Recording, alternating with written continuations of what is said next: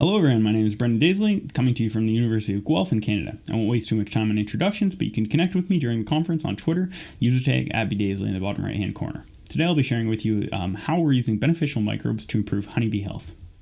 So what is exactly killing the bees? General consensus suggests it's a multifactorial problem with pesticides, infectious disease, and habitat loss to blame. Importantly, both pesticides and nutritional deficiencies from habitat loss can weaken honeybee immunity and exacerbate infection susceptibility. Responding to this, beekeepers use heavy doses of antibiotics to prevent or treat infection. However, this can have off-target effects on microbial symbionts associated with bees, ultimately causing microbiota damage that weakens immunity and further increases susceptibility to infection. From this, some have argued the narrative that we're essentially killing bees through kindness with current disease management strategies used in apiculture, and I largely have to agree with this point. One simple solution we've been testing over the past several years is honeybee-tailored probiotics delivered through what we call a BioPatty. In short, the BioPatty contains 3 lactobacilli strains with beneficial immunomodulatory properties, and we've specifically shown these strains can improve honeybee survival towards a major bacterial pathogen, Pentabacillus larvae, and also attenuate antibiotic-induced immune and microbiota dysregulation. Thus, supplementation with these probiotic strains in effect has potential to break the vicious cycle of recurrent infection and antibiotic overuse in apiculture. Next, we wanted to test whether the LX3 strains could be effective against other hive pathogens and whether they could be delivered to the hive in a potentially more scalable manner using a spray-based delivery system, i.e. the biospray, and ultimately the feasibility of both methods under realistic conditions in commercial operations. To test this, we performed field experiments in California since approximately 1.5 million bees are imported each year for the purposes of almond crop pollination, and from which approximately 80,000 of them die as a result of predominantly infectious diseases.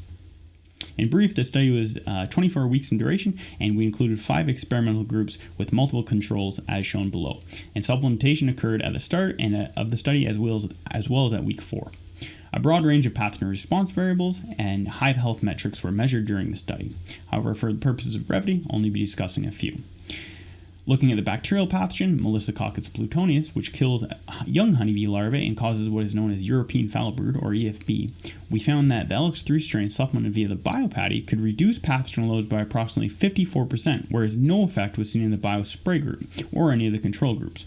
In the case of the fungal pathogen Ascaris apis, however, which causes essentially mummification of bees in what is known as chalk brood tombs, we actually saw the opposite effect, in that the biospray group showed an 87.4% reduction, whereas no effect was seen in the BioPatty group or any of the control groups.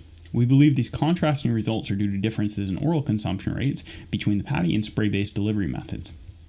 Quickly looking at how these microbial changes affected macroscopic outcomes, we measured cap broods as essentially a good proxy for colony level health and productivity. We found that the BioPatty treatment group led to a substantially increased cap brood counts for about 8 weeks following supplementation before tapering off. While a similar trend was also seen in the biospray group, the results were only significant at week 8. Thus, these results potentially indicate that higher oral consumption of the LX3 strains in the BioPatty group offered some sort of other benefit to the hives beyond that of pathogen reduction, potentially improved digestion. Overall, the single key point to take away from this short presentation is the novel discovery that identical probiotic strains can offer distinctly unique benefits, depending on how they're delivered to the hive. Zooming out and fitting this into the bigger picture, as we expand in the ways which we're utilizing microbes for beneficial purposes in agriculture and beyond in the environment, these results serve as an important reminder that delivery methods is a crucial consideration and could be just as important, if not more important, than the actual microbial strains being tested for a particular purpose. Big shout out goes to all the collaborators and funding agencies that supported this work. Without a united effort, none of this would have been accomplishable. Thank you for your attention, and I welcome any questions you may have.